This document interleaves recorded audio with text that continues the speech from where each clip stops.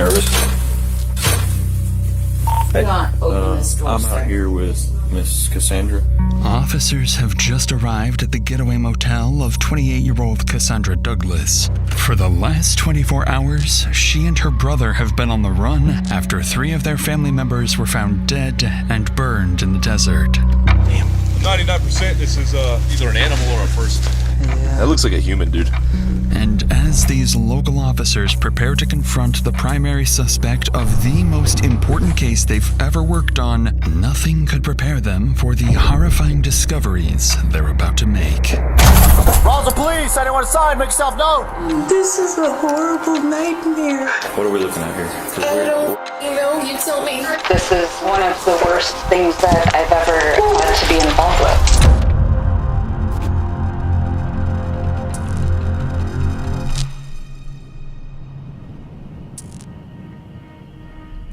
It's a routine Friday afternoon at the Otero County Sheriff's Office when dispatch begins receiving a series of unusual 911 calls from a young man.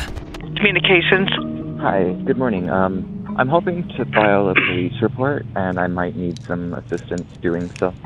Okay, and what's your first and last name? Kane Mayes. Okay, and tell me what's going on. I've been living abroad for the past 6 years, Okay. and I found out that my father died last year shortly after Christmas.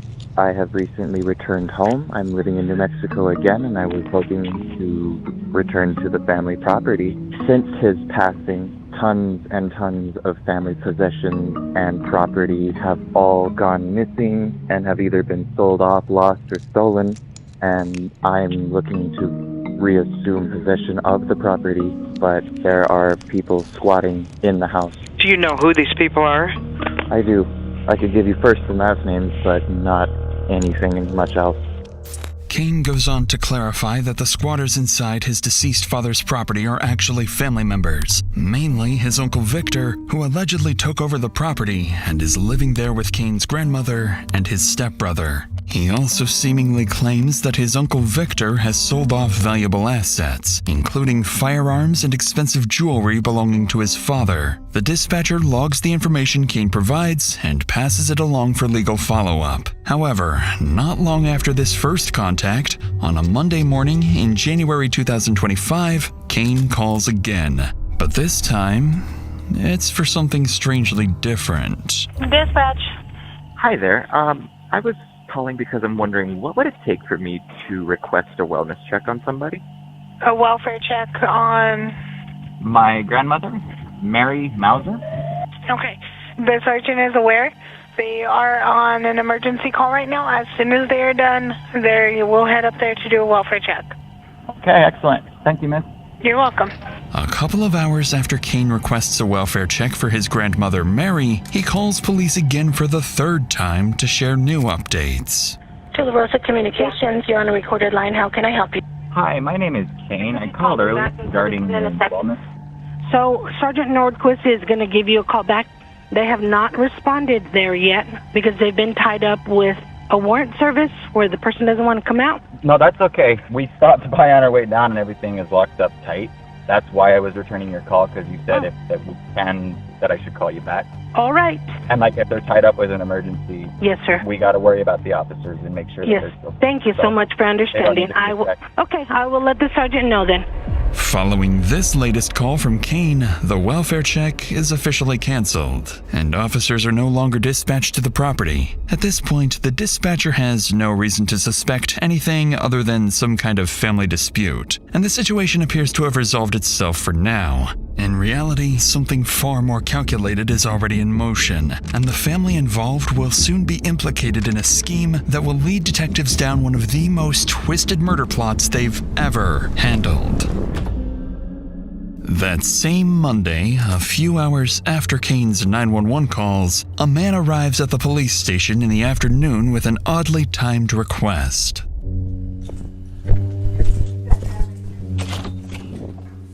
Hello, sir. Hey, how you doing? Doing well. Sergeant Nordquist. Mike Blitz. Mike, it's nice to meet you. How can I help you today? Okay, well, my brother-in-law helps us take care of my mother-in-law.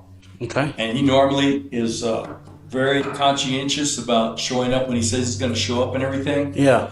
And we had to, we scheduled him. We've been taking care of my mother-in-law for 7 years. Okay. She's 92 years old. So anyway, we normally communicate quite a bit during the week and stuff, So, are you wanting to check on him or your mother-in-law? No, on him. He lives on No Gal. Yes. See. And somebody had called earlier. We were out busy, but someone had called in for a welfare check, but they canceled us prior to us getting up there because they said whoever it was, and I can go look and find the name, that said that house was locked up tight and that nobody was up there. The person Sergeant Nordquist is referring to is Mike's nephew-in-law, Kane Mayes, and it appears that both Mike and Kane are concerned about family members. Though the family dynamics are becoming tricky to keep up with for the sergeant, Mike is about to make one thing about Kane crystal clear. Do you know a Kane Mayes? Yeah, I do know him. That's part of the problem. Okay, so what's the problem there? Okay, well, I think he's trying to keep us from going over the look. The house is owned by his father. Yeah, well, the owner of the house, okay, was Frank Perea, and he's deceased. Frank is deceased. Yeah. Victor, his brother, was living with him along with Kane's grandmother and his stepbrother, Killian. As Mike continues explaining the complex family dynamics to the sergeant, one thing becomes clear. 3 people are missing, all close relatives of Mike and Kane. But before Mike leaves, there's something serious he needs to warn the sergeant about. I'm going to get one of my deputies and we're going to go out to the address and see what we can see. See if we can find something. Okay, let me give you some heads up. His dad had a lot of guns, Frank, before he died, and he taught Kane how to shoot. And when Kane came the other day, I didn't finish my story. Huh? When I pulled up there, okay, and I hollered out the window for Vic because the gate was closed, right? Yeah. Okay. And then a person comes to where I can see about this much of them, right? Up there. And I go, hey, Vic. And he goes, no, it's me, Kane. When he walks down to me, he's packed in. He's armed. And I says, well, have you seen Victor? He says, no, nobody's up here. Okay. So I think if I were you, I would go up there with more than 2 guys. Because I think he knows how to shoot. And I don't know if there were any like rifles and stuff like that where he could be, but anyway, so I had his phone number. But then after I had his phone number, see, he had my phone number, he started texting me. Your grandmother's missing, your uncle's missing, your stepbrother's missing, right? And this is what he's talking to me about. He's a pathological liar, man. I think he's up to no good, I really do. You guys gotta be really careful. He said he just got off the line with Sergeant Nordquist, or North. He never called us. We never contacted him. It's becoming clear to the sergeant that something is off. Sensing this won't be a routine welfare check, Sergeant Nordquist takes note of Mike's concerns and prepares to head out to the house.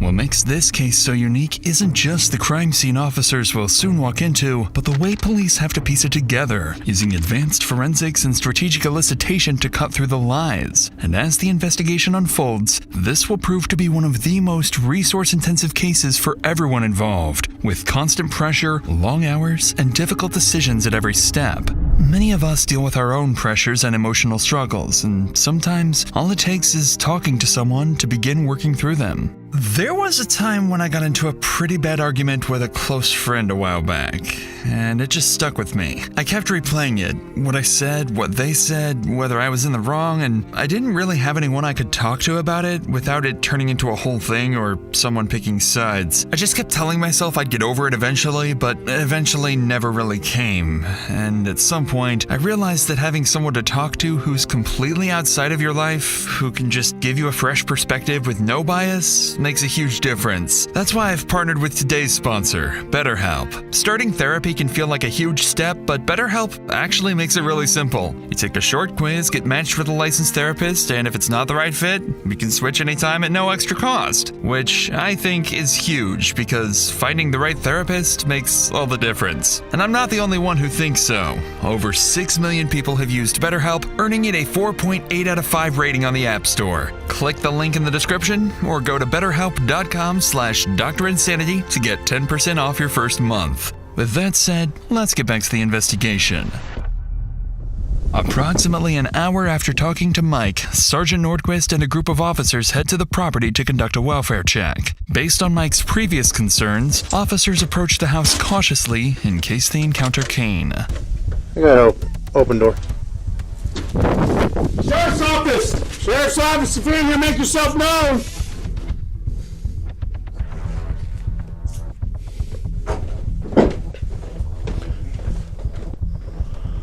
Sheriff's office! Stay here with Sarge. Stay here with Sarge. Got you.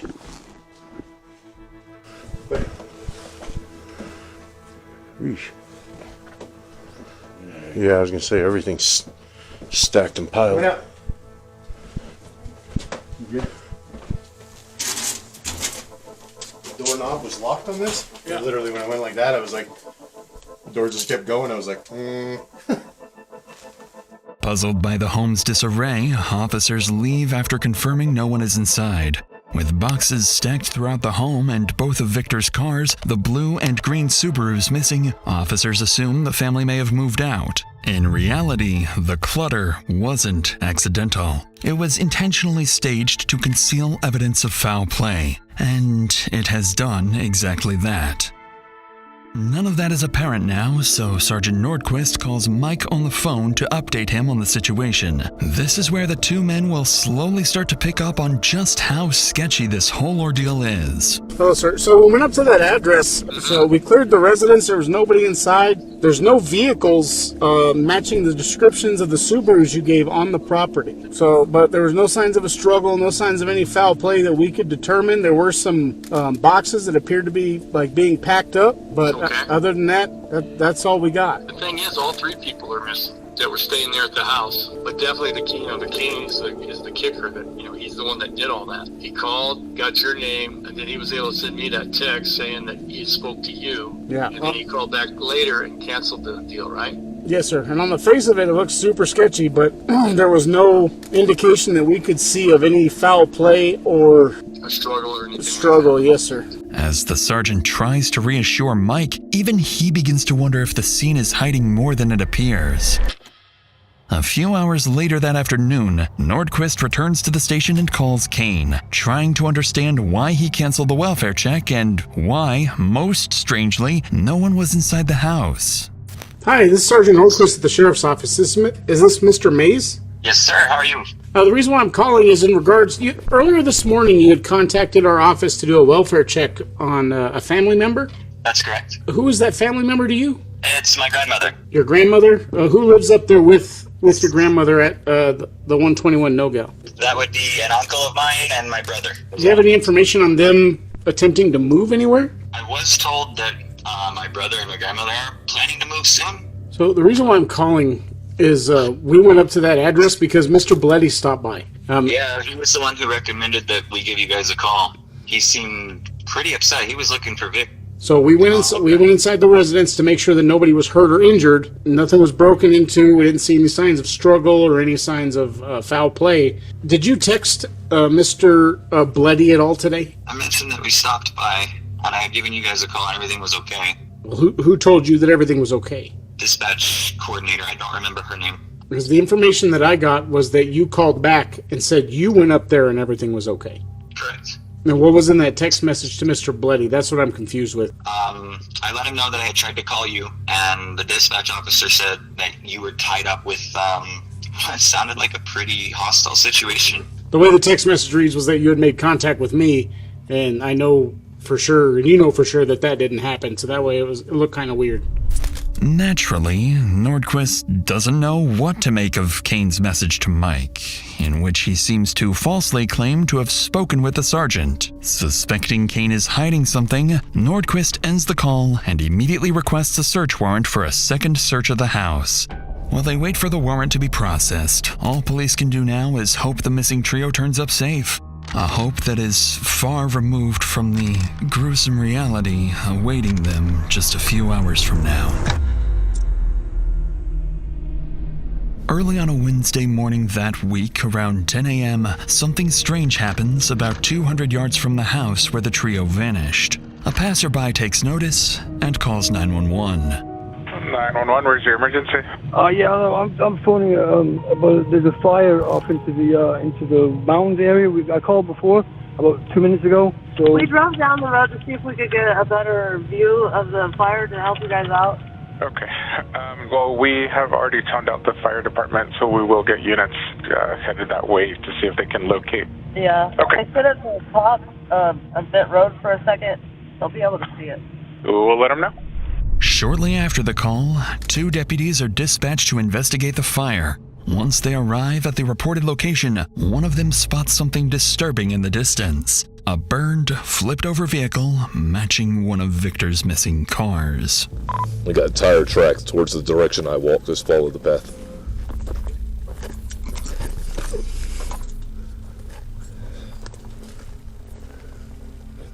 I got the vehicle. It's smoking. I got a couple sets of shoe impressions, tire tracks, all that.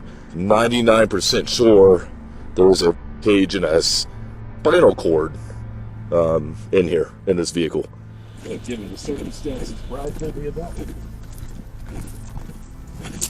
These are all fine. Look right in here. That looks like a human, dude. These things burn hot. Yeah. So, hopefully Slater's and his team's on the way. As officers look inside the car, they can see what appears to be the burned remains of 3 people, too badly damaged by the fire to identify them at the scene.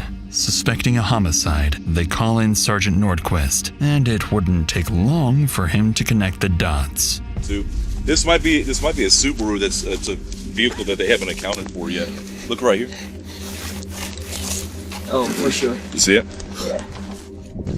It's not, do you see a soul anywhere? I've been looking in here.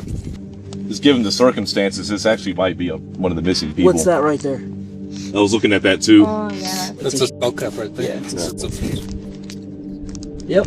It's by one of our missing people with the missing vehicle. From up here?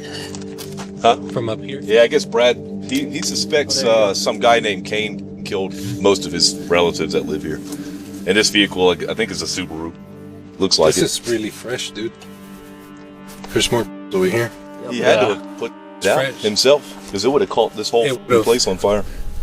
What officers are beginning to suspect is horrifying. Not only do the burned remains likely belong to the 3 missing individuals, but given how recent the fire is, the person responsible may have burned the bodies just hours ago and could still be within reach of police. So, once the scene is secured and the bodies are sent for autopsy, a nationwide BOLO is issued for Kane Mayes. Although police now believe they know what happened and who's responsible, they have no idea just how far beyond Kane this plot goes. There are more players involved, more targets, and a multi-state homicide case that will exhaust every resource police have. You gotta find him. We're afraid of him. There was one time I should have died. Probably should be dead twice. And he was so aggressive. And I thought we were gonna die. I thought he was gonna shoot us on the property. More than 24 hours after the fire, officers remain unable to find or contact Kane, raising concerns that he may be on the run. But this is when the initial autopsy results come in, confirming what officers had feared all along. The burned victims are Kane's close relatives, his uncle, Victor Perea, his grandmother, Mary Mouser, and his stepbrother, Killian Mayes.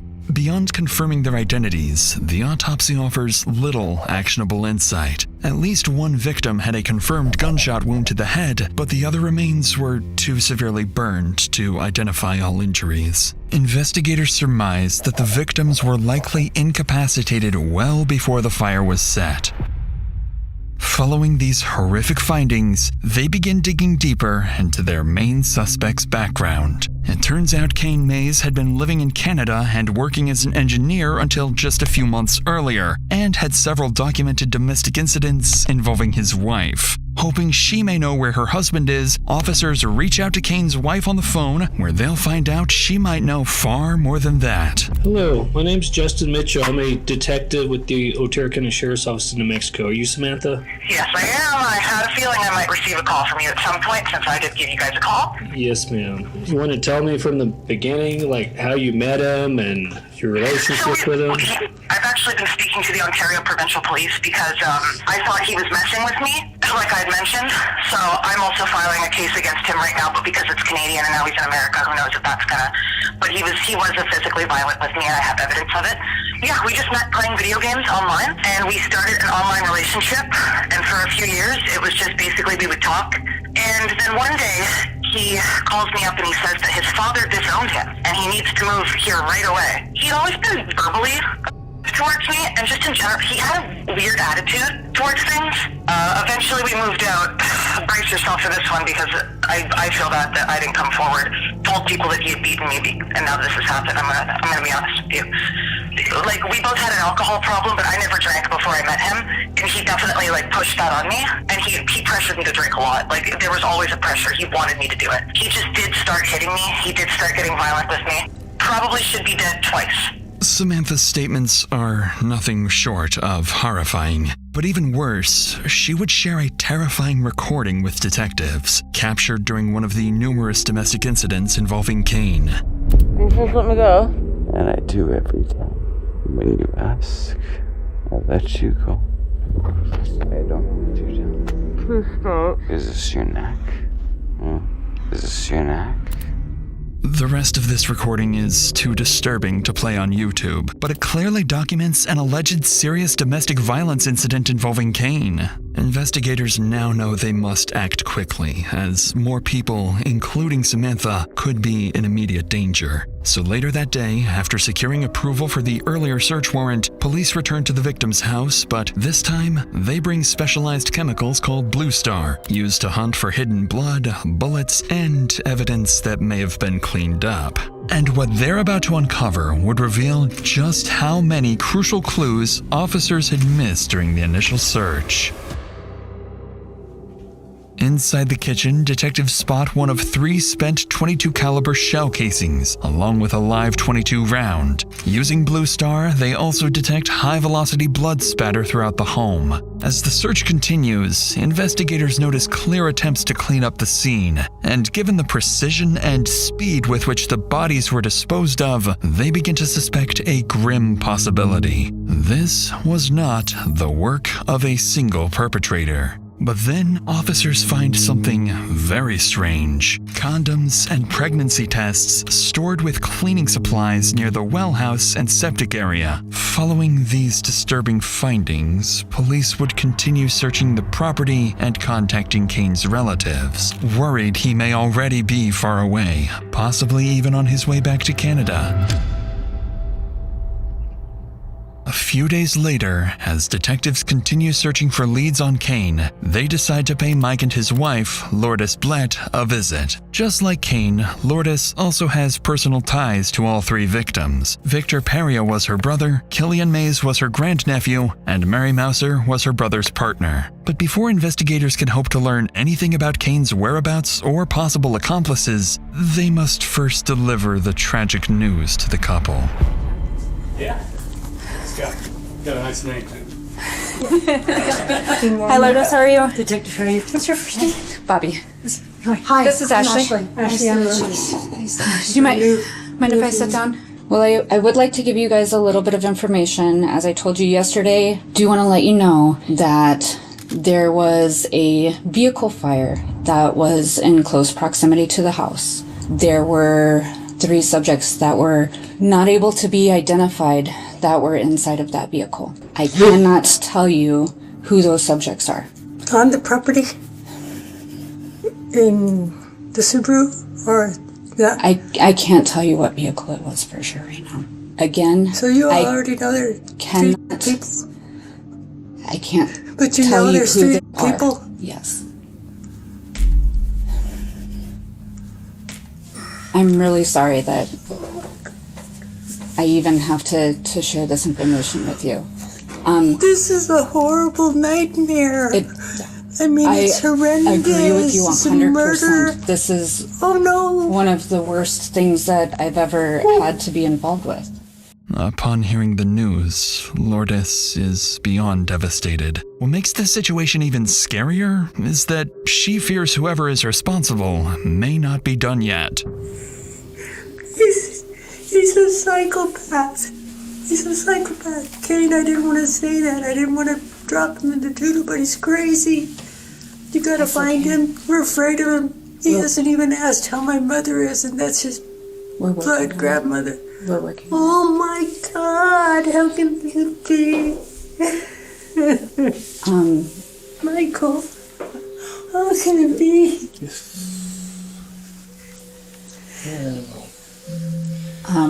We hoped for better, but No, it's not even imagination. We are working on so many different leads right now and trying to connect every just catch him. bit. So everybody will be safe because he's crazy. In my worst imagination, I thought, I didn't know how to tell you guys this, but I was going to say, can you look for the infrared and see if there's any graves on the property?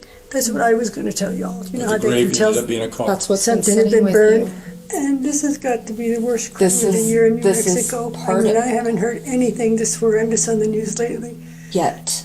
Indeed, this kind of killing doesn't happen every day, but investigators are about to hear another person of interest from the couple, someone who may know more about where Kane is. So in our job, you will hear law enforcement say a lot, it's what you know and what you can prove. And right now, we're working on collecting the information so we can prove what we believe we know. Yeah, see, the thing is, we don't know what he did all those years. Wherever he was, what did he do? Who did he know? And what we're was his? also working on We have no idea. I would even be worried about his sister, Becken Ross, so-called Yeah, that's- stepsister, When that one text he sent me about working with the, over in Roswell or whatever he said. he was saying something about like- helping out his sister with her crazy ex. Crazy ex, yeah. Something like that you had shown Yes, me. I think it was a relationship. I kind of remember that at the beginning, that she wasn't with that guy anymore because of that.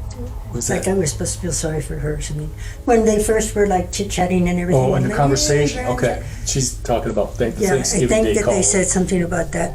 Mike would go on to identify the woman in question as 28-year-old Cassandra Douglas, Kane's half-sister. And based on his concerns and the evidence from the home search suggesting at least 2 people were likely involved in the cover-up, detectives begin to wonder if Cassandra is the next key piece to the puzzle. So with this new lead, the interview concludes, and investigators shift their focus to Cassandra and her potential connections to the homicide. Coincidentally, as investigators prepare to call Cassandra the next day, she reaches out to them instead, with a very peculiar 911 call. Hi, is there any way that you would mind putting in a welfare check on my brother, Kane Mayes? What's the address? He told me that he was going to 680 Cox Canyon, Cloudcroft, New Mexico. 680 Cox Canyon? Yes, ma'am. He was supposed to meet up with our uncle and told me that if he didn't come back last night, and definitely if he didn't come back in the morning, that I needed to call you guys. He's been part of a missing persons thing, and Mike has been acting very aggressive and hostile towards us. Not only is Cassandra claiming her brother Kane is also missing, but she's suggesting that her uncle Mike might have something to do with it. Once investigators catch wind of this 911 call, they immediately sense something is off. The timing is highly suspicious, almost as if it's part of a plan to deflect suspicion away from Kane. So later that day, officers are sent to her address with one goal in mind: assess the situation and determine whether her claims hold any weight or if it's just an attempt to mislead the investigation. Hello? Hello. Hi. Are you Candace? No, Candace is across the street. Okay, are you Cassandra? I am. Okay. So my name's Ryan Poston Reader. Hi. I'm a detective with the Ruidoso Police Department. Hello. Do you have a second to talk to me? What's up? So did you make a 911 call for a welfare check? I did for Kane Mayes. For Kane, yeah. Yeah. That was you that made that call. Mm-hmm. Okay.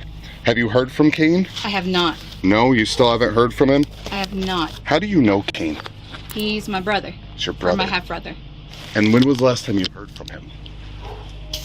He was supposed to go up to meet with Mike, I think on the 21st. He told me that if he didn't show up by the morning of the 22nd, that I needed to file a missing persons report because I already have 3 family members missing. Killian and Mary were supposed to go up to Albuquerque. I haven't seen those 2 alive since 11/23. Give me just a second. Okay. Officers have no clue at this point, but Cassandra isn't alone. Right this moment, their prime suspect, Kane Mayes, is hiding inside the very house they're standing in front of. Sorry, we're also having issues with a psychotic ex of mine. So Oh, jeez. You're going through a lot right now. a little bit. And then with Kane going missing and Mike presumably having like over half of his guns. It's a really, really long story. Okay. And not one that I'm 100% familiar with because Kane just came back into my life September of last year. So like, I wish I had all my facts straight. I completely understand. No big deal. How did they come into your life? Through Kane. Okay. So Kane comes into your life, and then now you meet Mary and Killian. Mm-hmm. Okay. And then now all of them are missing. Mm-hmm. And have you talked? Did you ever have direct contact with Mike? I never had direct contact with Mike, no. I just heard him screaming from the hill both times. As she did earlier, Cassandra doubles down on her accusations, suggesting that officers should focus on Mike, implying he may be involved in the disappearances. Officers take note of her statements and ask her to give them a call if Kane shows up again. Their goal remains unclear, but now that they have a story, they can start verifying. So a few hours later, as police continue looking for Kane, an officer decides to stop by the neighborhood again and speak with Cassandra's neighbors to see if they've heard or seen anything. According to them, Cassandra hasn't been living alone. A man with long dark hair has been staying with her for the past few months. Additionally, witnesses report seeing the same man driving Victor's missing green Subaru, and that it was also seen parked outside Cassandra's residence multiple times. Realizing the description of the man matches Kane, officers return to the station to dig deeper into Cassandra's earlier claims, where they will very quickly uncover some major contradictions. Even though Cassandra insisted she had only recently met Kane, investigators discover an older Facebook photo of the two together, proof they've known each other for years. But that's just the first lie, because officers who were out looking for Kane also recover surveillance footage from a nearby Walmart, showing Kane and Cassandra shopping together alongside her sons and daughter. Besides buying groceries and food, investigators spot cleaning supplies like bleach and vinegar, along with multiple bottles of kerosene, items that closely align with what would be needed to clean up a violent crime and start a fire. At this point, investigators are unsure if Cassandra is actively hiding a wanted fugitive or if she's being controlled and forced to cooperate with someone who has already killed 3 members of her own family. With suspicion mounting, detectives obtain a search warrant for Cassandra's house. Then, around 8 p.m. that night, a group of officers return to the property, taking up positions outside the house as they prepare to raid it. Occupants of 7 Morningside. This is the Roswell Police Department. Exit the front door with your hands up. Do it now.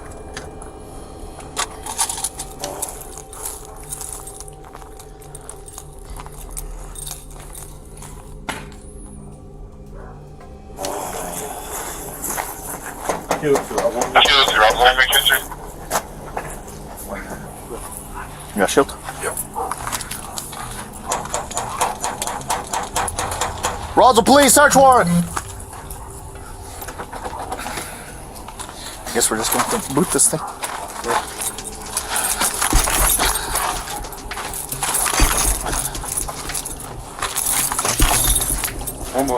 One more.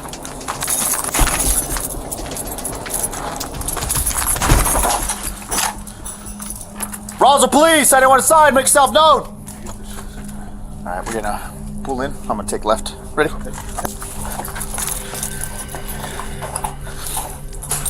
Small room. Got another door here. Ready? Yep. I'm gonna go. I got a hallway with looks like the refrigerator kitchen. 3 on me. Moving up.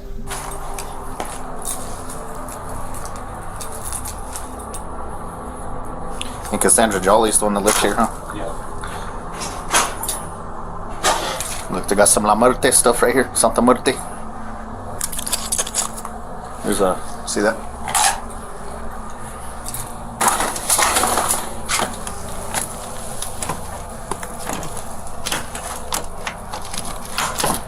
Ready?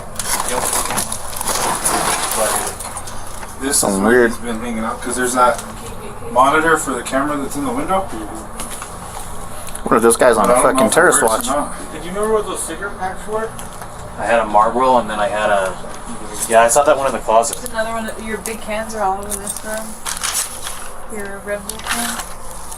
Inside, something about the house immediately feels off to the officers as they observe unusual posters, graffiti, and other unsettling details scattered throughout. They then make their way into the bathroom, where one officer recalls hearing that something might be hidden underneath the house.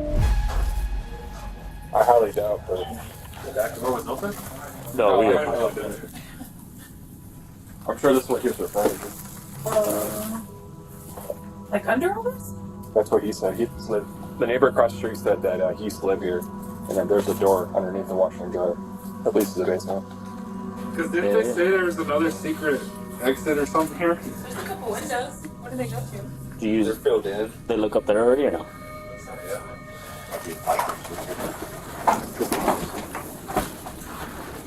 Ready?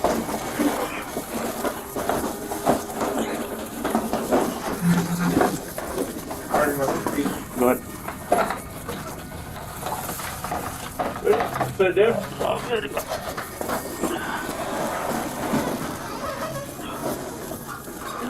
Yeah, I'll hold it.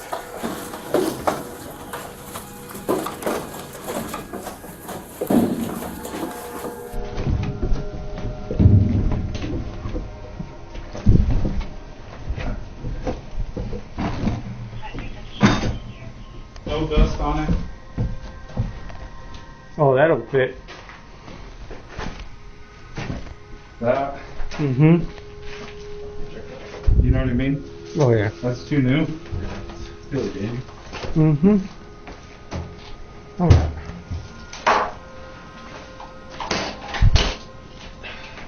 Got a water leak though.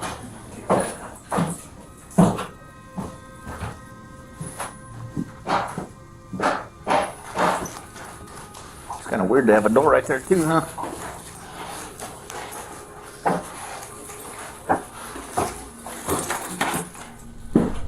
At the center of the basement sits a plastic storage tote, toolbox, duffel bags, and other various items. Officers notice there's no dust on the items, and whoever left them behind was in a hurry, possibly trying to leave unnoticed. Beyond the basement, police would go on to find something highly suspicious: documents belonging to one of the victims, alongside paperwork linked to Kane's father and live .22 caliber ammunition. Following these discoveries, investigators secure the scene and begin working to obtain a real-time location warrant for Cassandra's phone. With their suspicions growing that Cassandra fled with Kane, officers know they need to locate them quickly before they vanish, potentially escaping to Canada.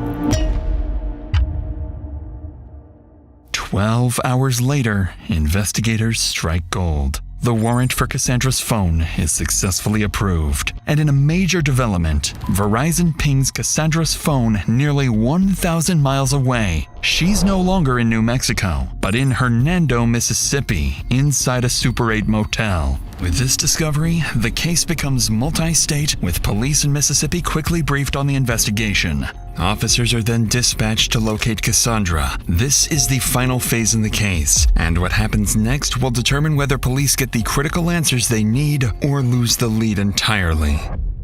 As officers make their way to the Super 8 motel, their primary objectives are to extract information about Kane's whereabouts, test Cassandra's statements, and determine how deeply she may have been involved in the homicide of her own relatives. When officers finally arrive at the motel, something immediately feels off.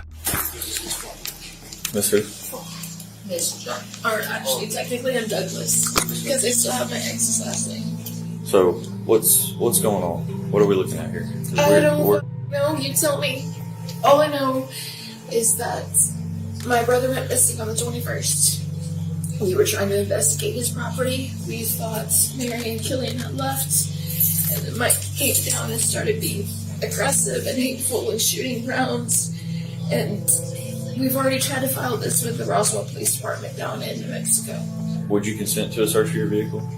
You can search the car and you can search the room. I don't care. Okay.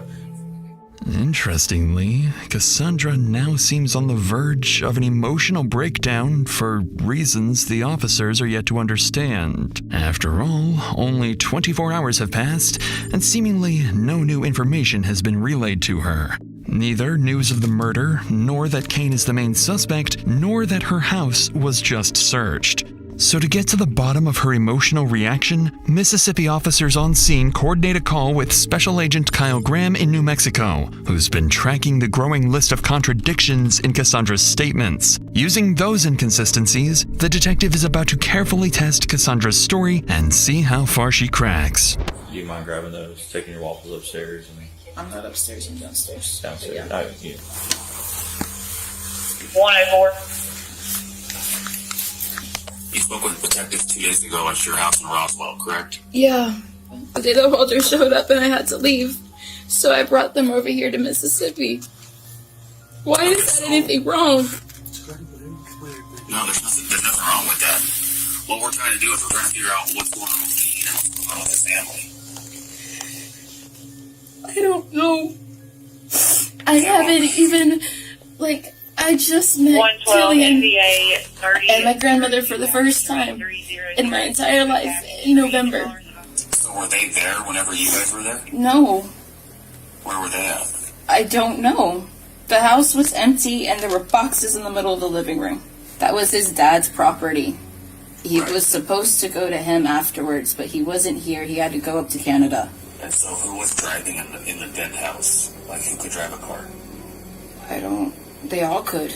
I know that they had that little blue car. And who was driving the green car? That I don't know. As far as I know, that car is not drivable. Well, we have video of Kane driving the green Subaru. Huh. And we have information from the neighbors that the green Subaru was at your house at one point in time. This is what I want, okay? I just want honesty. Okay, I know you know a little bit more than what you're telling me. I don't know if you're trying to protect Kane or if you're scared. I'm scared it's because I don't know what's going on. Okay, well, we've been working this case for 3 days straight. And I know a lot more information than I'm telling you. Of course I'm trying you to see if you're going to be honest with me. With every sentence, the detective becomes more convinced that Cassandra is hiding something she fears could incriminate her brother or even herself. But there is something a lot more concrete detectives previously uncovered, and the detective is about to leverage it to completely trap Cassandra. Are you aware that Kane made a police report whenever he got to the house originally, the very first time, about people squatting in his father's house? Yeah, because they weren't supposed to be there.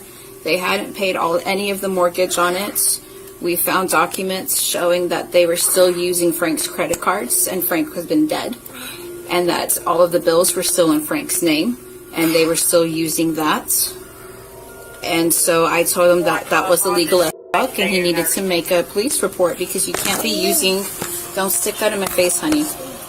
That's like identity theft. Is it true that Kane didn't even know his dad died? Yeah. He didn't know that his dad died until he came back to States. He found his obituary. He found his obituary shortly before on the internet. That's how he figured it out. So almost a year later, he finds out his dad died.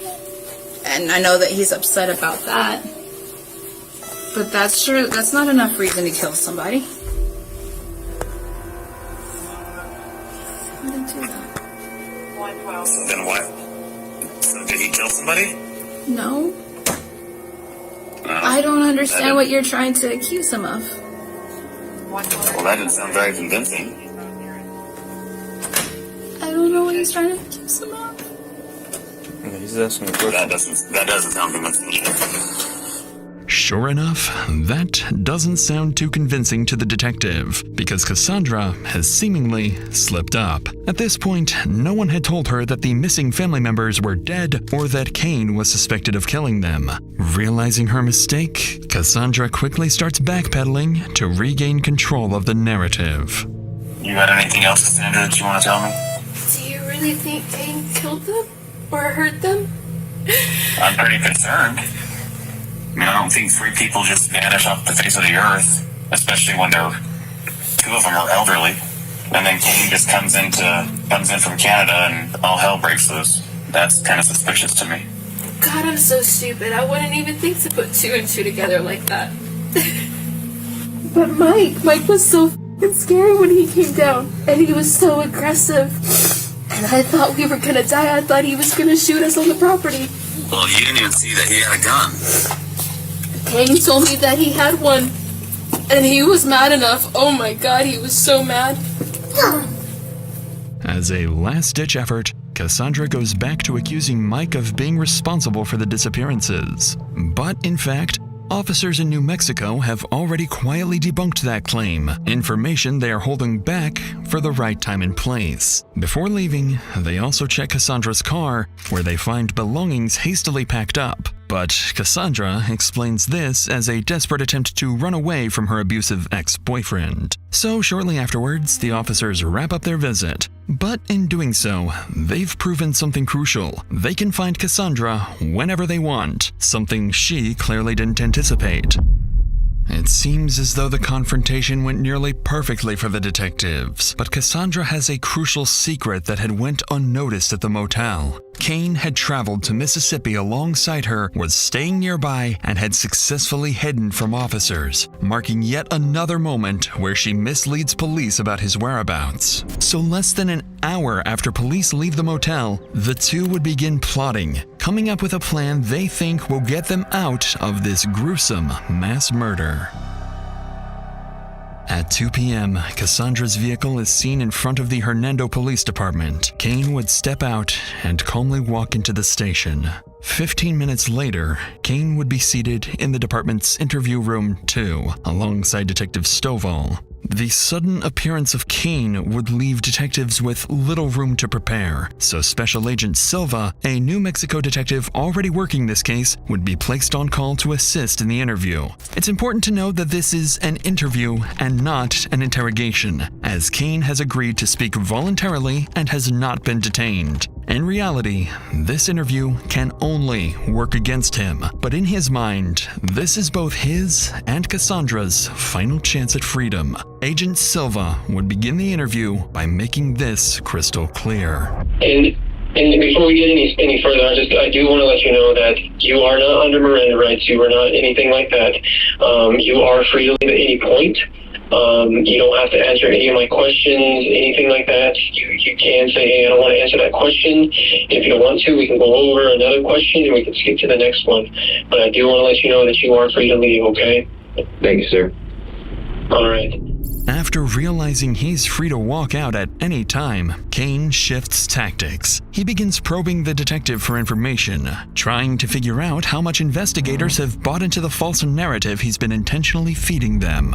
Can I ask you something? It's, on one hand, kind of nice to talk to somebody from Otero. Also, maybe a little concerning. Did we have to speak directly because I'm considered a missing person? Well, that's what I wanted to talk to you about. Is there's so many like missing persons. There's a lot of phone calls to the sheriff's office. So, like, why would somebody be saying that you're missing? And then there's also some other missing reports going on. Like, there's a lot of firearms missing, right? There's a lot of vehicles missing. We want to talk to you and get your side of the story of what's going on. I was trying to come in and speak with somebody in person. And what happened with that? On my way down to Alamogordo, I gave another uncle a phone call because I had seen him on the property and he was a very looming presence at the time. I was hoping to stop in and ask him about some things and some personal aspects that were going on. I wound up getting run off the property and had to kind of go into hiding because I know his influence and the extent of his company. Okay, well, which uncle is that? Mike Blett. So Mike ran you off the property. You had questions for him. Is that what I'm understanding? Yes, sir. So when did this happen? It was when I was on my way down on the 21st. I kind of explained the situation to my sister a little bit, and I told her, if you don't hear from me, call somebody. I know I keep jumping around and just trying to confirm everything. You went to Mike's house to talk to him and he shot at you, correct? Yes, sir. Because I want to talk to Mike about that. Like, why are you shooting at people through front doors? That's kind of dangerous. That was the suite that was on the 21st. I would absolutely appreciate you taking a look. Kane makes his alibi clear. Mike, the man who kicked the entire investigation off in the first place, is the suspect detectives need to be focusing on, alleging he shot at them through the front door when they approached the home. Unfortunately, detectives have spent far more time investigating than Kane realizes, allowing Agent Silva to completely debunk Kane's story. Simply put, there are no bullet holes or any signs of a shooting on the property. Okay. So here's the thing, Kane, is I'm gonna start going through some of your story here. Okay, that's not making sense to me. I'm not saying that you're lying. I'm just saying I don't think it's fully there yet, if that makes sense. It was kind of cut off. Can you hear me? Yes, sir. You went to Mike's house. Mike shot at you this week through the front door. You announced yourself. How come you didn't call 911? I know that they very much do not take too kindly to law enforcement. Okay. And I'm kind of really hoping for that to be avoided. So here's the thing on that, is I have some investigators that are there at Mike's house, that have been to at Mike's house. There are no bullet holes through his front door. There are no bullet holes through the siding. They're not seeing you on his cameras at his house. So that's what I'm saying, is some of it's not making sense. So did you actually go to Mike's house and knock on the door? I did. Because you're not on camera. Did they check? And his cameras go back this week. They go back last week. So I'm not seeing you anywhere on there. We had a ton of different game cams that are all on their SD cards. He doesn't have any of the chips from the 21st? No, I'm saying he has video surveillance of this week and of last week, but they are not seeing you anywhere on the cameras. Kane appears shocked by these details. Whatever he thought happened that could favor his story simply didn't. Kane would sit in silence for an extended period of time, seemingly in denial that his plan was so terribly miscalculated.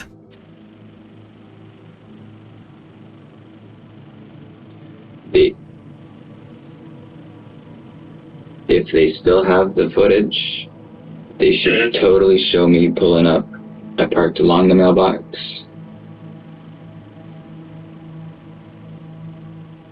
Kind of behind it a bit, not necessarily pulled up past it. Walked right up the drive up to the... It's kind of tucked in between the slope on the hill, and then it goes into the house where the stone steps are. That metal storm door. Okay. Which one is? I'm just trying to give you a path so that you can see. And that was early afternoonish. I got there between 1 and 3 o'clock, I believe it was. I'd have to look at the call, but I don't have it. But if they have that footage still, then I'm definitely on it. Kane proceeds to give a nearly 10-minute explanation of where he was parked. Unnecessarily complex explanations like these are usually a telltale sign to the detectives that the suspect has shifted into a defensive state, looking for any validation that the detective is believing their lies. Agent Silva takes note of this and begins leaning deeper, this time pressing Kane on his sister Cassandra and her potential involvement. Previously, police recovered and documented strange items during the home's crime scene search, and it's still unclear why they were there. Silva plans to use these details to force Kane into defending Cassandra's innocence, a tactic that will create a contradicting story compared to what Cassandra told officers just hours prior. So, are you aware that we spoke to Cassandra? Yes, sir. And the reason I ask is I'm just trying to get, like, if something happened up there, Kane, I want to know, like, was there an argument going on? Because I know that you were up there in January. Okay, we can kind of get away from that. You were up there in January. If something happened up there, I want to know what happened. Okay, if there was an argument, if something happened, like, kind of help me help you. Okay, what happened when you were up there in January of this year? I'm trying to figure out everything that has happened as well. That's part of why I wanted to speak with you guys and kind of get you involved in looking. Because I'm going to be honest with you, I'm confused on these timelines.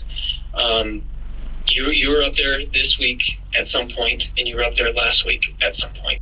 So what happened this week and last week while you were up there with the family? That's what I want to know. They weren't there.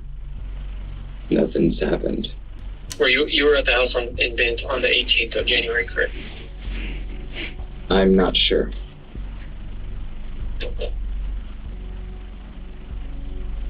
And the reason I ask is because Cassie has been in contact, and she showed us a screenshot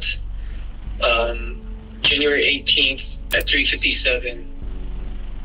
It's between you and her that says, "Wait quietly and say, wait for me." That's actually something that I was gonna try to find.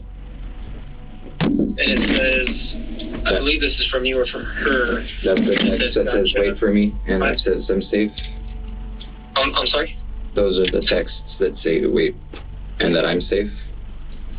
It says, "I'm safe, wait for me," and then there's a response that says, "Gotcha, I have eyes on the front, so far so good." That's the day that Mike came up to bed. Okay. At this point, Kane must be starting to realize Cassandra may not have been on his side as much as he had thought. Not only are the police beginning to take a clear side, but his only teammate might be against him as well, perhaps explaining why she dropped him off at the police station. Note that Kane at this point can avoid any question he wants, and more importantly, can leave whenever he wants. Even Agent Silva decides to take a brief step away from the phone, but Kane would stay, instead letting the officer in the room in on what's going through his mind. Between you, me, and the walls, I really think that someone is trying to pin years worth of shit on me because I came back home at the wrong time and interrupted something.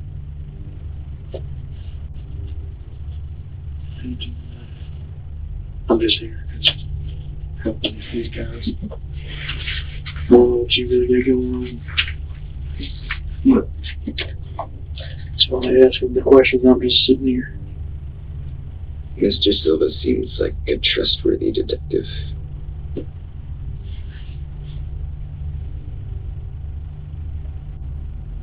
I used to joke, though, and I always say I make a great scapegoat. I'm kind of hoping it's not the case this time.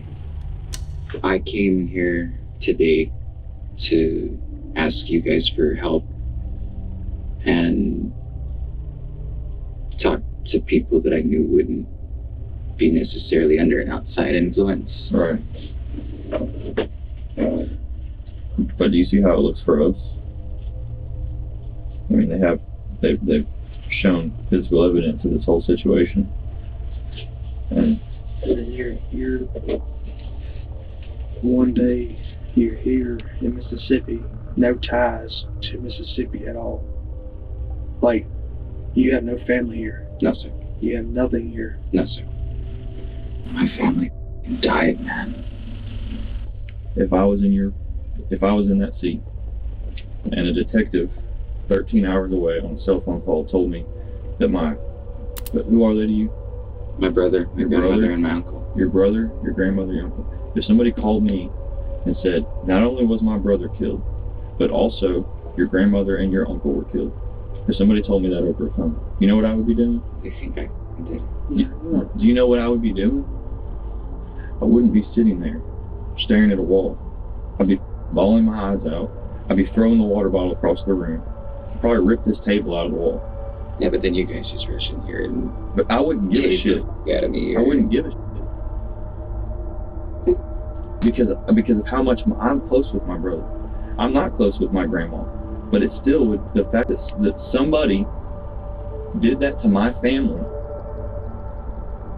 Do you understand where I'm coming from? Well, they asked what I think should happen to Mike or whomever did this, and in polite company I couldn't say, but back where I'm from, they'd be up from a tree. Right. So that's more of a response that you would expect. But the issue I'm having is there's no emotion. You've expressed no sadness. We're not getting anything.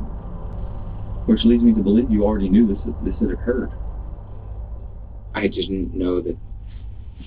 Look.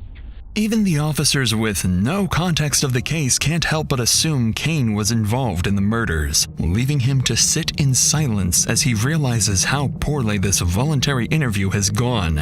Agent Silva would return and continue pressing Kane for answers, eventually revealing that he had, in fact, been inside the house multiple times the week of the 3 victims' disappearance, and admitted to helping Cassandra travel to Mississippi with her kids, something she lied about earlier in the motel. Even worse for Kane is that, as the hours-long interview progressed, officers behind the scenes were already taking action. They were instructed to locate his uncle's stolen green Subaru, which they suspected Kane used to drive to Mississippi alongside Cassandra's own vehicle. After looking through surveillance footage and searching around the city, officers hit the jackpot and tracked down the missing car. Inside, they found latex gloves, .22 caliber ammunition, an empty Ruger pistol box, and most importantly, Kane's passport, tying him directly to the stolen vehicle. Now investigators have exactly what they've been missing: probable cause. And with that, Kane is no longer free to leave, and he's about to find out just how massively his attempt to clear himself and Cassandra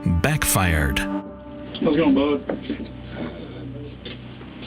You mind in there? All right, stuff. You mind standing up for me real quick? Yes, sir. Turn around, facing this wall. Yes, sir. Put your hands on the wall for me. All right. So what's going on, man, is you're going to be going out to the Soda County Sheriff's Office, all right? You're going out of our jail, all right? Yes, sir. All right, walk this way.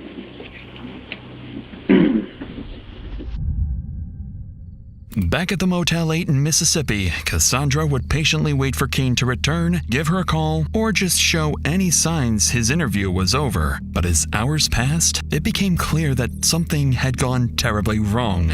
Growing worried, Cassandra packed her bags and fled alongside her children, making yet another 1,000-mile drive back to New Mexico. Detectives keep tracking her phone signal until it finally stops at her parents' house. By this point, investigators have more than enough to justify Cassandra's arrest. But one critical question still remains. Was she directly involved in the murders? And if so, to what extent? Because of that uncertainty, officers make a deliberate decision. Rather than moving in aggressively, only 4 investigators go to the house, keeping the encounter calm and cooperative. Their goal is to interview Cassandra on the property and, if possible, apply enough pressure to turn her against Kane. If they can do this, they'll be able to pin both Kane and Cassandra against each other, forcing them to incriminate themselves.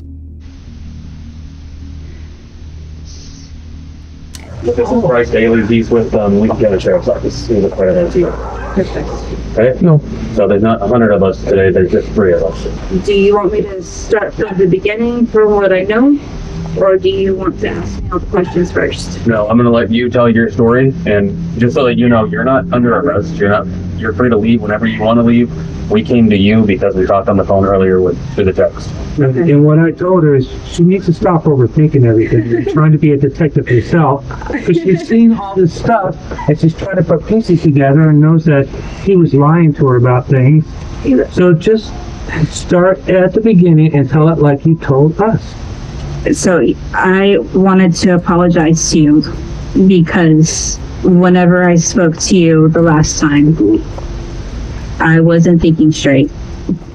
Not only is Cassandra much more cooperative this time, but she quickly admits that she had been dishonest before and even apologizes. Her father's comment makes it seem like she's on the verge of throwing Kane under the bus, which is exactly what investigators are here for. So with the reassurance that she's not under arrest, Cassandra begins to share some much-needed details about how 3 of her relatives ended up mysteriously dead.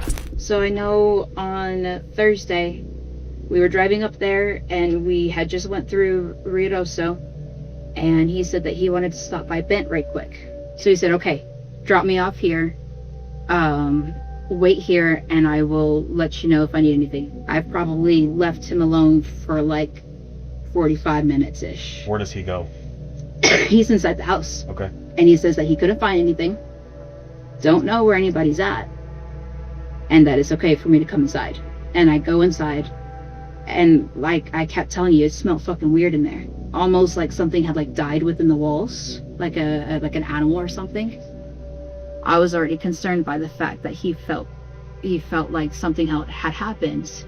So I'm trying to rationalize through that, and he's just saying, I'll do it, and we're doing things legally, it's okay.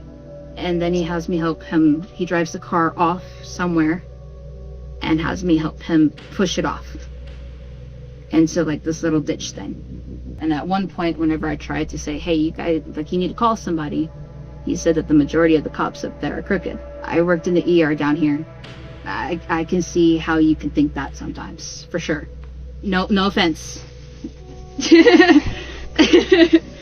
So like, oh yeah, no offense to you guys either.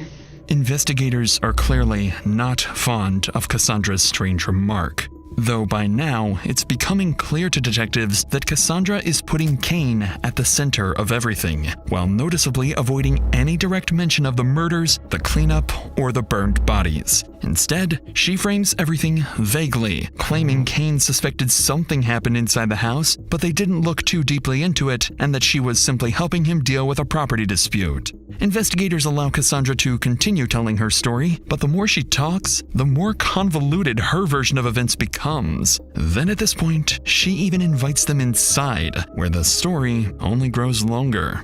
After nearly 2 hours of listening, Agent Kyle Graham decides it's time to push back. So now we're going to get into my portion, okay? I don't know, there's been probably a team of 15 of us on this case. So we know a lot of stuff, we know everything about that property. And some of the stuff that you're saying does make sense and does add up. However, some of the stuff that you're saying doesn't make sense to me and doesn't add up. And quite frankly, I don't think some of it happened. But I will tell you right now, I don't feel like Kane could have done everything that he did alone. And I think he included you into a whole mess of a situation. I don't believe that you killed anybody in this house or on that property. I strongly believe that. I don't think that you had any part of murdering people. But I do strongly believe that he fucked himself and he needed help. And you're a helpful person. And he put you in a shitty spot and said, help me. I need help cleaning this property. I need help cleaning all this blood up. And I need help getting these fucking bodies out of this house. But now's your chance. I'm giving you the opportunity. Because I'm telling you right now, I have all that I need. The gig's up, the game's over. Okay? This is your opportunity and your chance to tell me, what did he make you do? What did he ask you to help him to do? All I know of is that he wanted me to undo the headboards, the couch. But You noticed no blood on that? Think about it before you answer that. Not the side that I picked it up from, no. All I did was what he asked me to do. But you understand, all you did what he asked you to do. It's too late. You already helped him.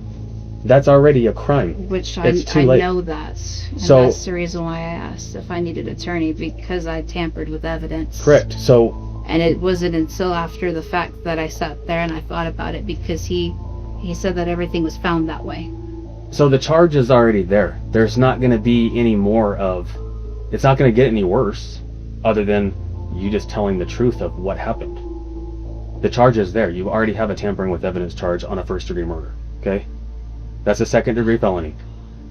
Needless to say, this is not what Cassandra is hoping to hear. In this moment, she realizes her days of freedom may be numbered if she continues twisting the facts to protect both herself and Kane. Cassandra knows something has to give, so after hearing what's awaiting her, she asks to step outside for a smoke, and this is where she finally gives detectives a small piece of the truth. Like I said, I went out there. I went out to the store. Mm-hmm. And I came back.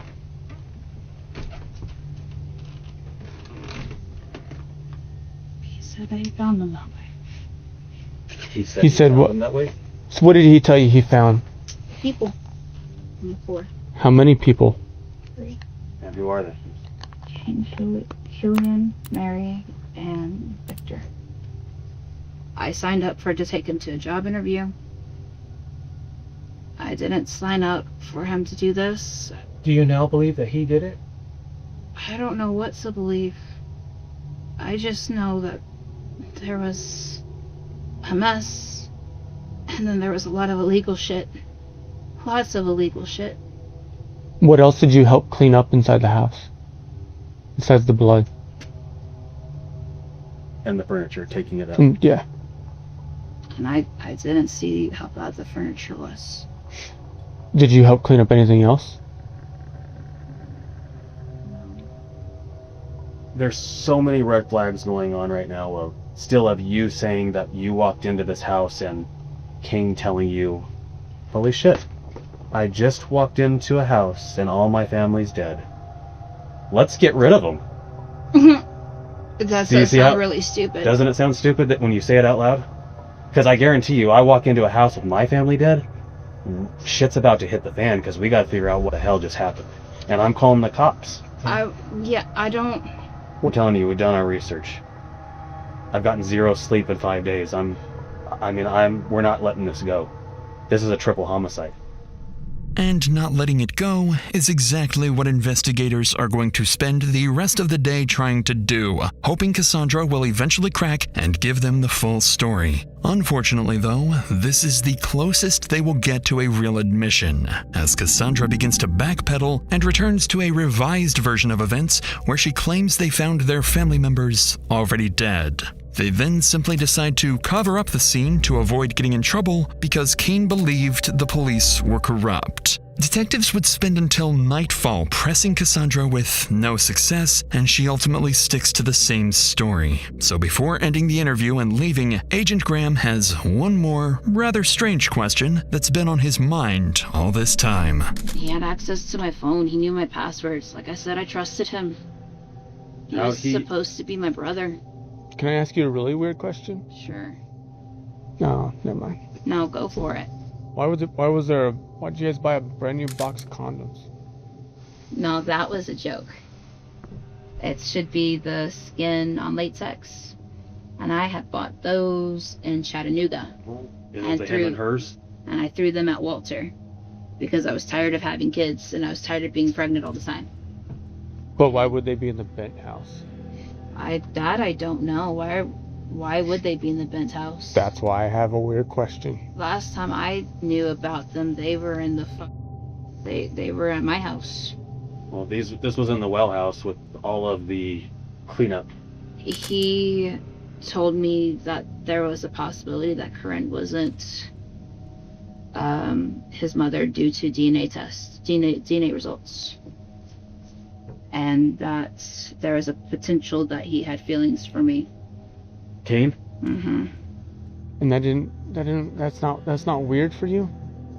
Like, to be around him with your kids when you guys are pretty much brother and sister? Like, it was weird, but he never acted on it.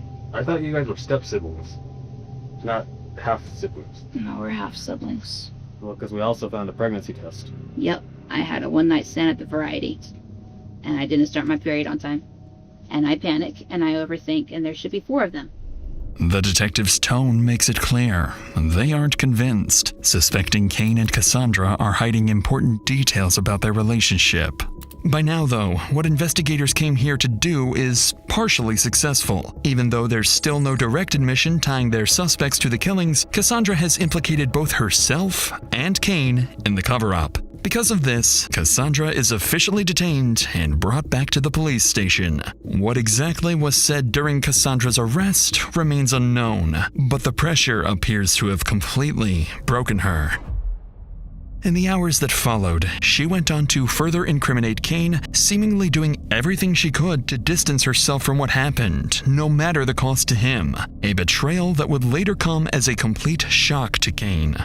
All I knew is like, I had PTSD from the last time he saw cops, because there was my blood all over the floor and my head through the wall, and I was trying to protect him from that.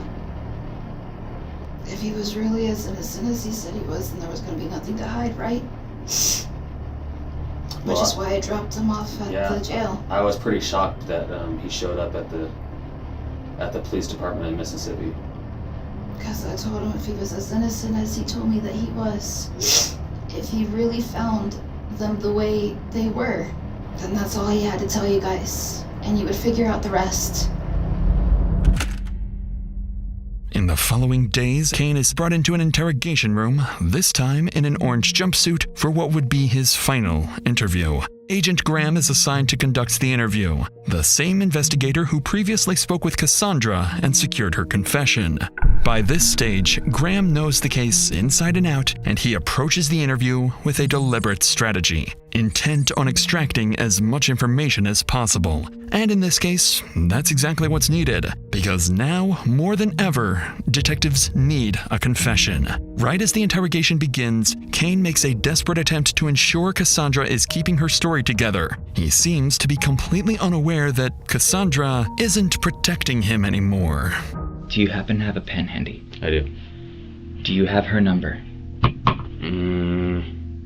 Because I have it in my wallet at the jail, but they won't let me access it. And I need to make sure that she's okay, because she mentioned wanting to go back down to New Mexico. And after doing it once, that's already a hard enough trip. Well, I talked to her Sunday when she got back into Roswell. I don't even know what the day is, man. At this point, Kane still believed Cassandra was in Mississippi and hadn't spoken to officers since their first contact. Unfortunately, not only did Cassandra confess since then, but she did it in front of the very detective, sitting just feet away. So, I talked to her on Sunday. I traveled to Roswell when she got in. I talked to her for probably, I don't know, more than 2, less than 4 hours, okay? And then on Monday, I traveled to Roswell again, and I talked to her again. Okay. For about, I don't know, 2 hours, okay? But I learned a lot from her, okay? And I'm hoping that I'm going to learn more from you. I don't want to call anybody a liar, but I think there's some inconsistencies with your statements. Because I want you to know that there's going to be a lot of questions that I ask you that I already know the answer to, but this is going to be a test for you to see if you're being truthful with me, okay? Because I know it's the truth, because I've been working this case since Wednesday the 22nd, okay? After Agent Graham makes it obvious Kane is on his own now, the interview demeanor changes fast. He wastes no time bringing up Cassandra's confession and placing it directly against Kane, making it clear that detectives are no longer relying on his version of events alone. Did you hurt anybody inside that house, including Victor, Killian, and Mary? No, sir. So, how does Victor, Killian, and Mary just mysteriously go missing? I've been trying to find out the same. You do understand, though, that we found all 3 of them, correct? I believe Special Agent Silva did tell you that. He alluded to something that I was really hoping is not truthful. So I'm not really one to beat around the bush, okay? I just call it like it is, okay? But Cassie's told me everything that's happened, okay? She told me the involvement. She told me what you guys did. That you walked into the house, you found all 3 of them dead. You guys picked up their bodies, you put them in the blue Subaru, you drove it up the hill, you guys both tipped it over. She's told me it all. Okay, you guys used the little green dolly to pick him up and put him on the dolly, wheel him out to the car. You tied a rope around Killian's waist, hooked the rope up to your dad's hitch, and drove the car to pull him into the back seat. So the gig's up, Kane, okay? I told you I don't beat around the bush. We've done it. I've worked over 100 hours in 1 week, okay? This is serious. So now, this is your opportunity and your chance to tell me your side of the story. Cassie's told me hers. Okay. Okay? Okay. As Kane sits in silence, the realization sets in. He's on his own now, and whatever story he had planned coming into this interrogation has now been flipped entirely on its head. But Agent Graham presents the story strategically. By laying it out exactly as Cassandra described it, he gives Kane an opening to admit only to helping conceal the murders, while shifting responsibility for the actual killings onto someone else. If he can get this confession first, it'll be significantly easier to get Kane to confess to the killings later on. Do you want to start back at the beginning? And I know the date that all this happened also. I can tell you what happened. I can't tell you why. I don't know. I was trying to find out. I fucked up your crime scene, and I'm sorry for that. Is everything that I just said, what Cassie told me, is that accurate? To a degree. And what isn't? When we went to the house that day. And it's just you and Cassie? Yeah. Not the kids? No. There's a witness too. And who is that? The mailman. He can attest to this. Like the postal man that drives and delivers the mail in the mailboxes? Yeah. Okay. Yeah. We had gotten there just before him. He went up. I told her to hang tight for a minute because that meant that everybody would be awake. And that was kind of looking hopeful. Killian was up and moving about. And I knocked on the door. I told him, hey, you just missed the postman. And he was real fidgety. He was scratching his head a lot. He was irritated. And I told him, hey, I got some good news. Everything's moving along with the mortgage company. We're looking to move in and we ought to be all set by like the end of the month. Everything should be good. They got my process, or my status is pending. He closed the door. And I watched him take the mail off to the bedroom. And then he went back. And I shit you not, I heard like... Must have been 20 gunshots. I didn't even think to do the front door. I just ran around to the side, came through my door. And it wasn't closed all the way.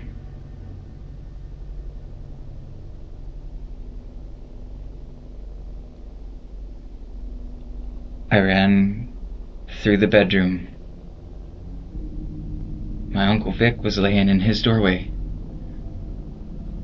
with a gun in one hand. His other was like shaking, just kind of like floating there. And Killian was across from him. I don't know why. I don't know who shot.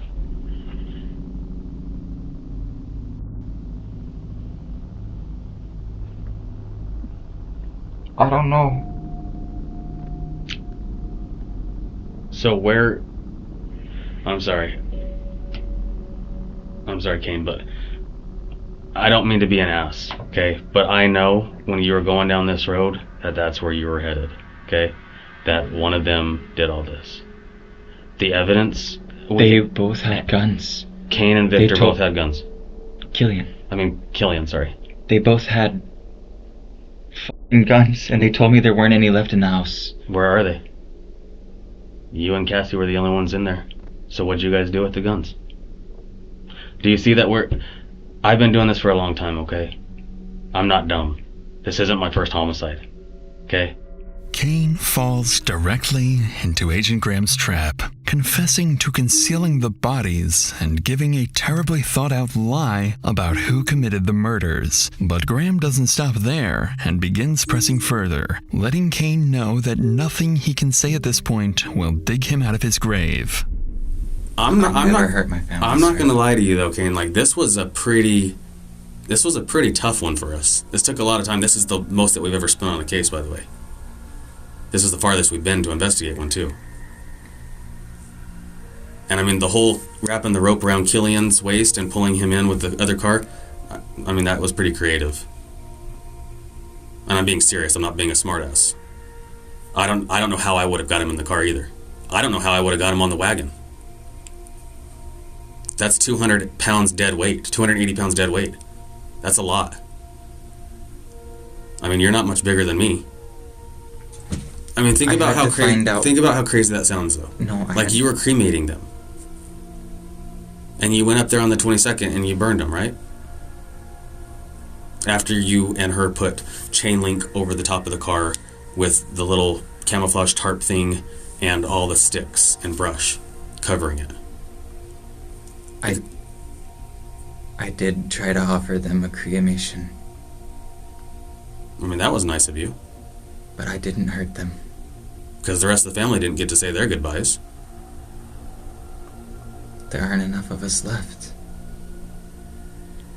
And I mean, I gotta give it to you too. Using the come-alongs and the steel pipe to prop it over to get it dumped over. Like, this is one of the most creative homicides that I've seen. I didn't hurt anybody, sir. I would never hurt my family. Oh, but Kane, that's what they all say. I don't buy that you didn't do it. I'm sorry. I can't. I think Cassie's full of shit on a lot of things, but I don't think she's full of shit on that. And I'm not so sure that she wasn't involved in it, to be honest with you. She wasn't even there, sir. Okay, well, I'm telling you right now, Cassie's in jail. That's why you can't get a hold of her. Then I need an attorney. Okay. Didn't hurt them, sir.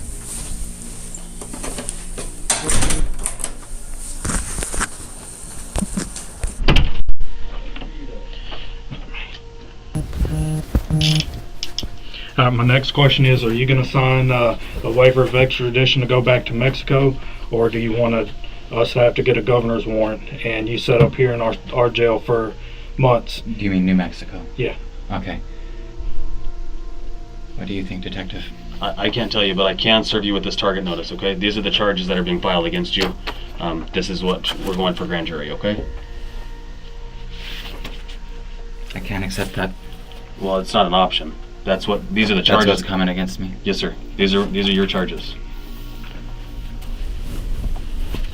Clearly, Kane doesn't seem to understand the law, and he'll be fighting the charges regardless of whether he accepts them or not. On paper, Kane is charged with an array of crimes, including arson, aggravated burglary, and 3 counts of first-degree murder. Additionally, Cassandra would be officially charged following the interrogation, also getting 3 counts of first-degree murder, conspiracy to commit murder, and tampering with evidence. In the weeks that follow, detectives and prosecutors begin assembling the full picture. The blood patterns inside the house, the cleanup supplies, the burned Subaru, the shell casings, the clothing, the phone records, and Cassandra's own statements describing the disposal of the bodies. And after countless sleepless nights, investigators believe they have finally pieced together what happened.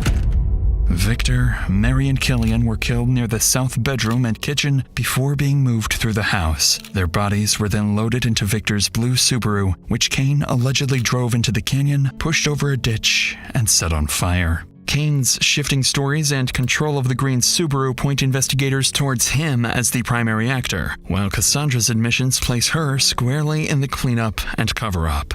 Detectives see Kane returning from Canada as the start of a growing grievance over what he believes is rightfully his: 22 acres of family land. They allege that a dispute over the property motivated Kane, and that he drew Cassandra into a plan to cover up the deaths and claim control of the land. For now, both remain presumed innocent unless and until they are proven guilty in court. If convicted, they could each face multiple life sentences under New Mexico law, with decades behind bars before any possibility of parole. As for Mike, Lourdes, and the other relatives, they can rest safely for now, praying that those responsible never see the light of day again.